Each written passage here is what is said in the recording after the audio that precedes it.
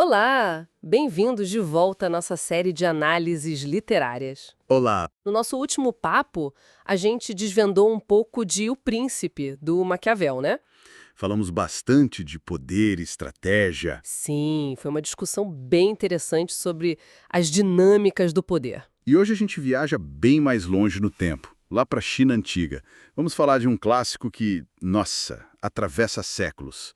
A Arte da Guerra. Ah, Sun Tzu, obra fundamental, sem dúvida. Isso, atribuída a ele. E a ideia aqui é explorar mesmo as ideias centrais, sabe? A filosofia por trás disso tudo. Com certeza, e é fascinante começar pelo contexto, né?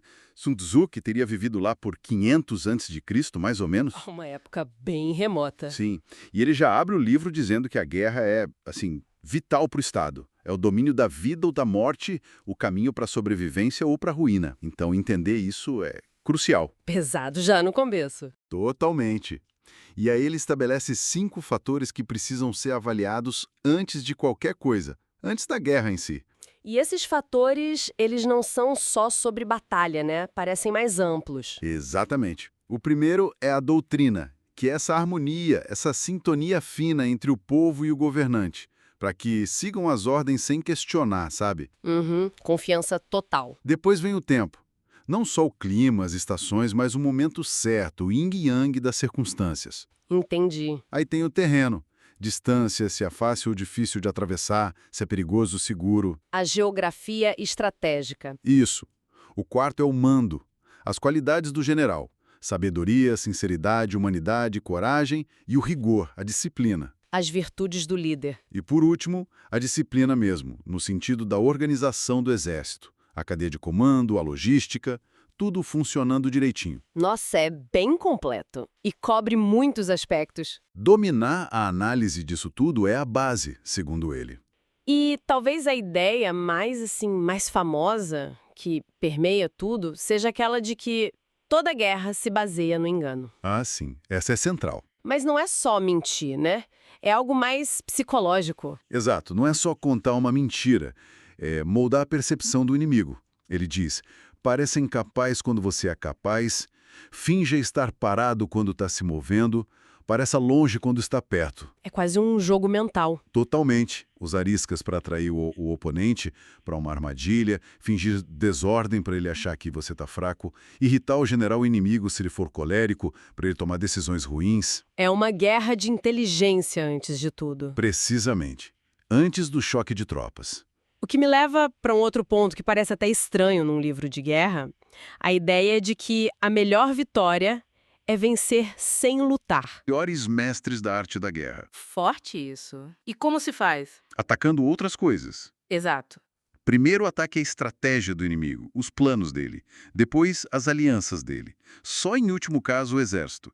E atacar cidades fortificadas ele considera a pior tática possível. Por quê? Pelo custo. Pelo custo. Imenso de vidas, tempo, recursos. É o último recurso mesmo. E para conseguir essa vitória inteligente, imagino que entra aquela frase famosa sobre conhecer a si mesmo e ao inimigo. Se conhece o inimigo e conhece a ti mesmo, nem em 100 batalhas correrás perigo. É isso aí, fundamental. Ou seja, autoconhecimento e conhecimento do outro. Perfeito. Conhecer suas forças, suas fraquezas e conhecer profundamente o adversário. Isso conecta direto com a necessidade de ser adaptável. Ah, como a água que ele compara. Isso. Ele fala sobre o cheio e o vazio, as 9 mudanças. A estratégia tem que ser fluida, como a água que se adapta ao terreno. Evitar onde o inimigo é forte, o cheio, e atacar onde ele é fraco, o vazio. Então não tem uma fórmula pronta? Nenhuma. A chave é se adaptar continuamente ao que o inimigo faz. A formação nunca é constante.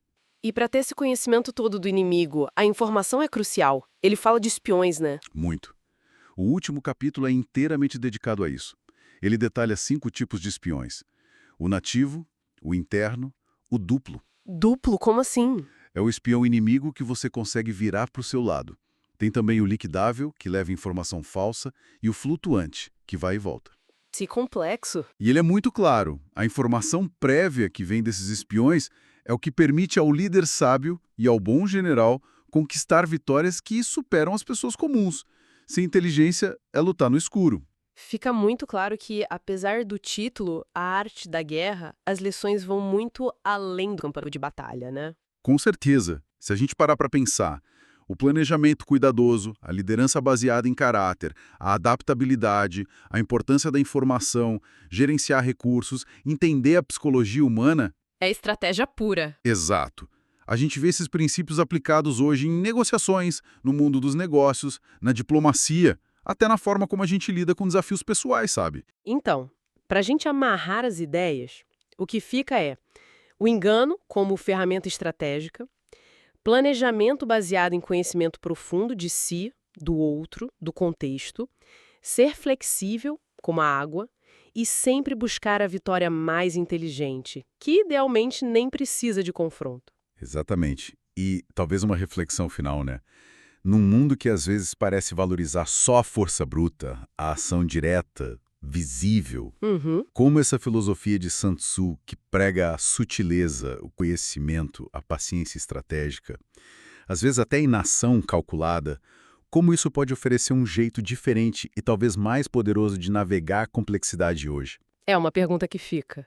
Uma análise incrível de um texto que realmente não envelhece. Muito obrigada por nos acompanhar nessa conversa. Foi um prazer. E para quem nos ouviu, se gostou da análise, não esquece de deixar o like, se inscrever no canal e comentar. Conta pra gente o que mais chamou sua atenção nesse clássico. E compartilhe com quem possa se interessar. Isso aí. Ouça um livro.